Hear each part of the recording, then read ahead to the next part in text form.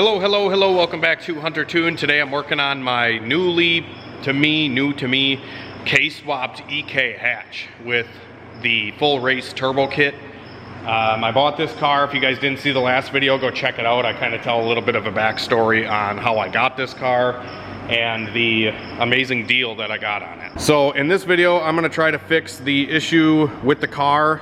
The only issue left with the car, I should say, is the turbo's bad. So I actually got the turbo removed off of the full race sidewinder here, and getting these downpipe bolts was such a pain in the ass, and I can't wait to cut that 4-bolt flange off and put a V-band on it. I hate the frickin' 4-bolt, 5-bolt deals just because a V-band is so much easier to deal with, to be honest, especially on these K-swap cars, because you can't really get underneath to get the bolts out.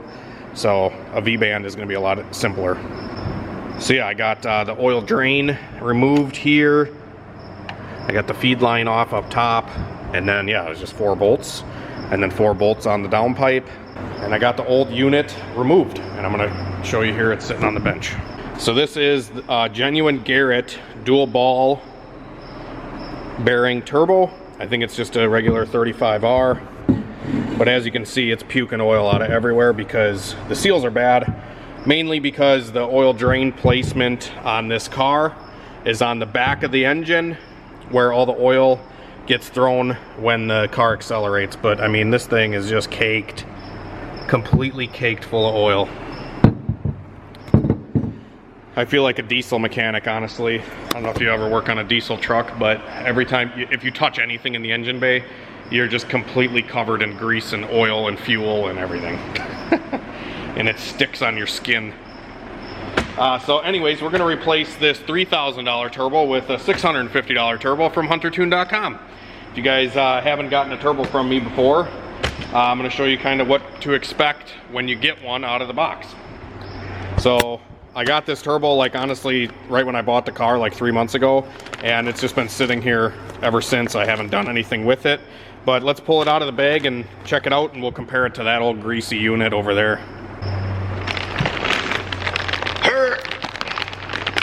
Oh, I'm so strong. Man, what a beaut. What a beauty. If you guys don't know, I run VS, wow, I can't talk. I run VS Racing turbos on literally every single project of mine. Look at that freaking gorgeous unit right there. Look at that. And I've personally never had any failures with the VS Racing stuff. I've had customers with issues, and I was talking in the last video about drain lines and stuff like that. You got to make sure that you're running the proper size feed line, and you got to make sure that the oil is draining above the oil level. And preferably not on the back of the engine where all your G-forces are going to go to. The oil's naturally going to want to run wherever gravity, you know, sends it. So if you're accelerating, it's going to want to go back. So preferably putting it on the front of the engine, the oil can drain nicely while you're accelerating, etc. So yeah, here's the unit. It's got these little protectors here for the coolant lines and the oil lines. So this is the oil port right here.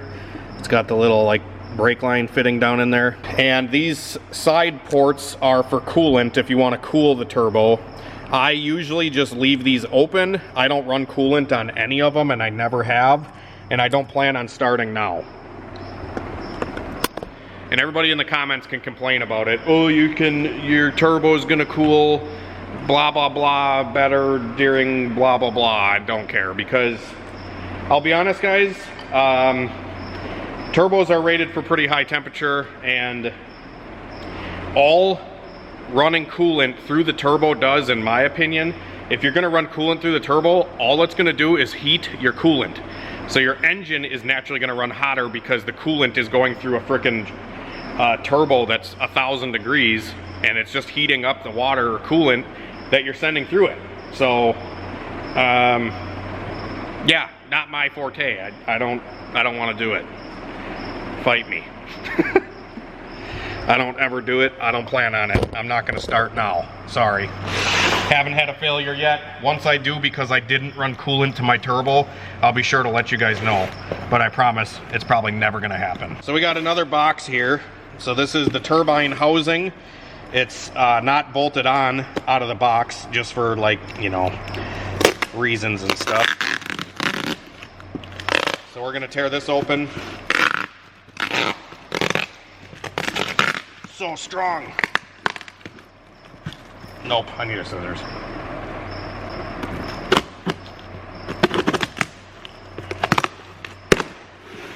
You like my scissors?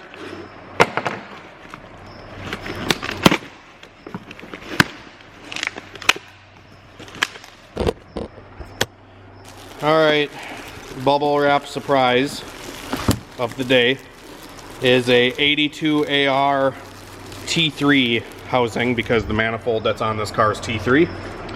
So that's what I got. I got a T3 unit. Oh my gosh. Here we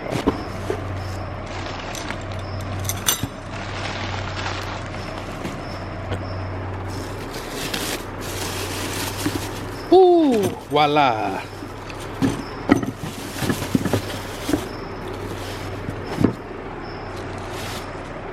Magic, voila. All right, so how you install this is this, you know, V-band section that goes to your exhaust goes out, and then this, just carefully slide it over the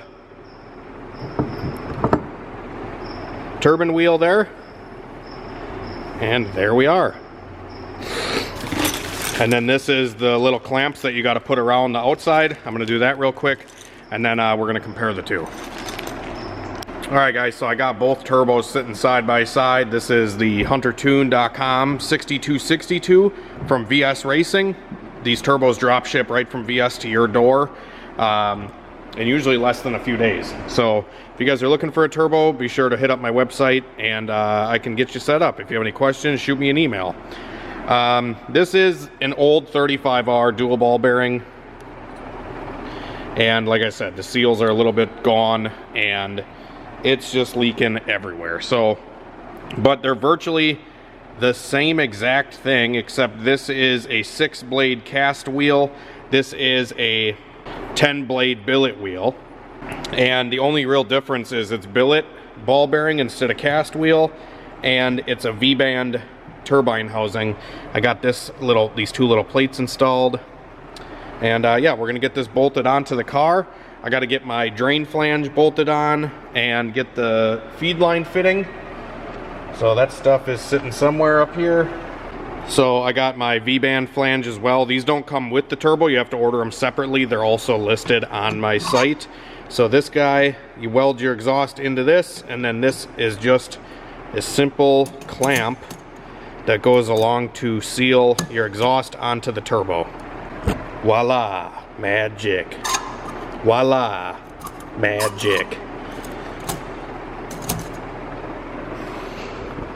So as well, this stuff does come with the turbo. These are the coolant fittings. Like I said, I don't use that stuff.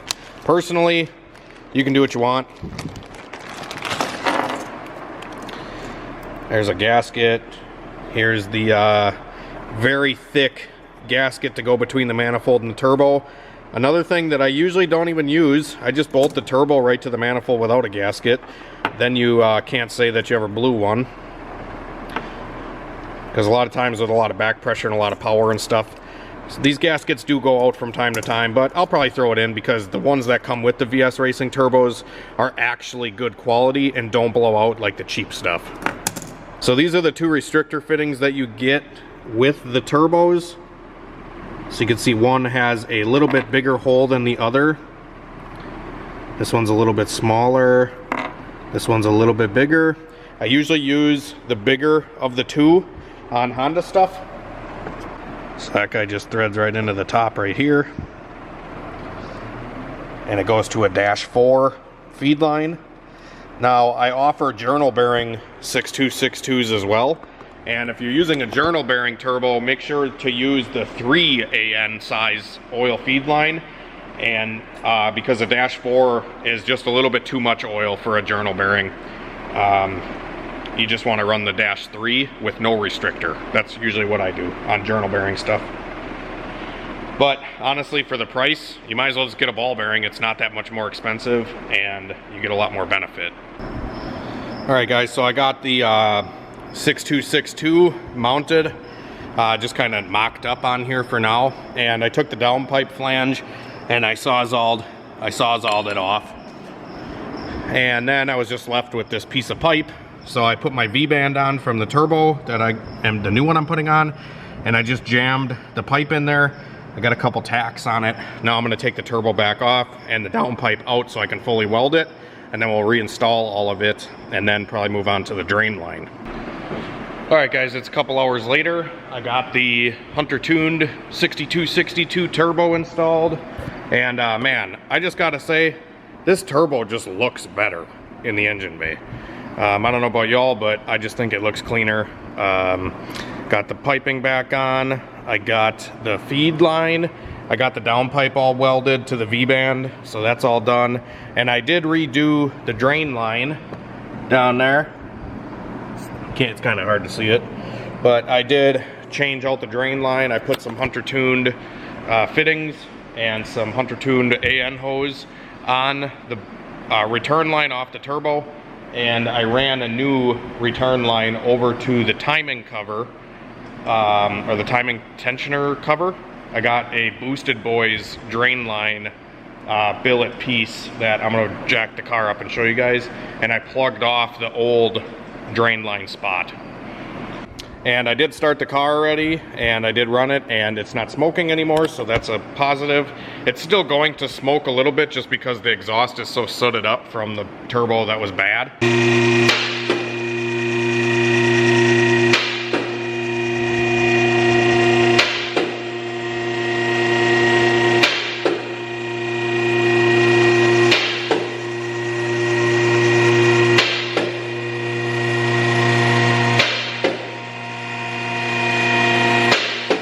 Alright, so I do have this kind of ghetto plug, just plugging off the old spot for now, but my drain line runs way back up in there, kind of tucked onto the firewall, and then the hose comes down to here.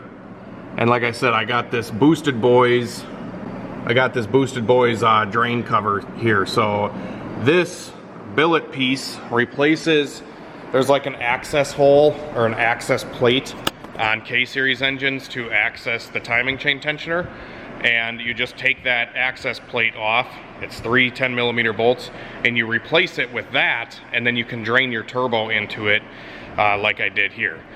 Personally, it's okay, but I don't like running the return line all back by the downpipe and back by all the hot parts. I prefer to run the drain line off the turbo towards the radiator, towards the front of the car, and then drill the pan here like I was talking about earlier. But I wanted to try one of those and see how they are, and they're a pretty nice piece. But like I said, I personally just like running the drain on the K-Series stuff forward. As long as it's not touching the shifter mechanism and stuff, you should be pretty good doing it that way. Like I said, that's how I did my Integra, but this will do. And yeah, I want to drive the car as is and see how it's going to be, because I never really drove it yet, and I want to just drive it and kind of get the exhaust nice and hot so I burn out all that, you know, soot and oil and stuff that's in the exhaust still. So I think the next video I'm going to be taking this thing out for a little street drive and maybe do a couple pulls with it and see how everything is doing. And then I have some more cleanup work I want to do in the engine bay, because personally I think the stock intake manifold on this thing looks hideous. It's not an RBC or whatever, it's like literally the stock. Well, I don't even know what kind of intake manifold it is, but I do have some goodies here from Jack Spania that I'm going to put on in an upcoming video. We're going to run his intake manifold and stuff, and I think it's really going to clean up the engine bay a lot. I think this thing's going to kind of completely transform here over the next couple videos. So like I said, there's just some stuff I want to do. The guy that sold me the car gave me a full-size aluminum radiator I want to install.